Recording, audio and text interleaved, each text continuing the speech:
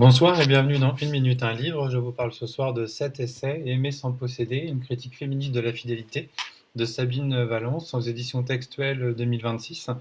Un essai audacieux qui se propose de détabouiser un sujet socialement vif via l'emploi d'arguments et d'une démonstration implacable. Alors, essai féministe, sociologique, mais également philosophique et politique, l'autrice du compte Instagram Fidélité mes fesses ouvre des horizons qui, en effet, sont souvent des variables d'ajustement de la réflexion.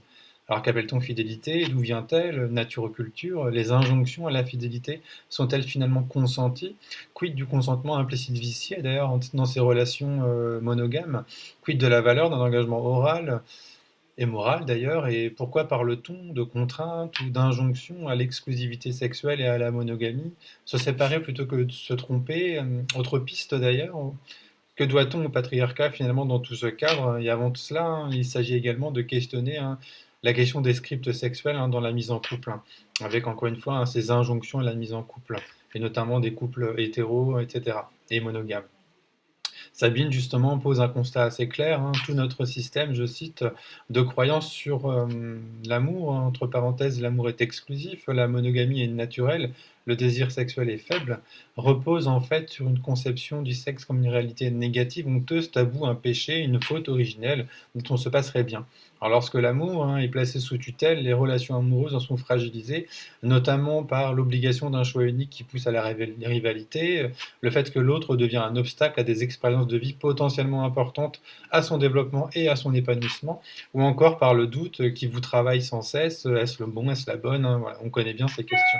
Alors tout cela est finalement insécurisant et contradictoire avec d'ailleurs la définition de la santé sexuelle. Alors comment penser le polyamour ou la non-monogamie face aux jugements et aux difficultés vécues dans des sociétés obsédées par la fidélité et globalement polyphobes? Sabine précise que la psychologie réserve souvent aux non-monogames le même traitement que l'on réservait jadis aux personnes homosexuelles dans les thérapies de conversion, avec cette idée qu'il faut ramener les infidèles dans le droit chemin et les reconvertir à la monogamie. Pourtant, le polyamour ne s'inscrit pas en défaveur des femmes, contrairement à la monogamie, mais la société est-elle vraiment prête à fissurer son modèle judéo-chrétien de la fidélité vers une éthique davantage de l'autonomie affective et sexuelle? Comment mieux penser finalement les libertés individuelles? Et si finalement aimer sans posséder n'était pas une utopie marginale en quelque sorte, mais plutôt une manière exigeante de repenser nos attachements, nos amours, nos relations, nos libertés et les héritages surtout patriarcaux qui continuent de structurer nos façons d'aimer et de vivre ensemble. Je vous invite vraiment à découvrir cet ouvrage. Voilà, c'est une très bonne réflexion.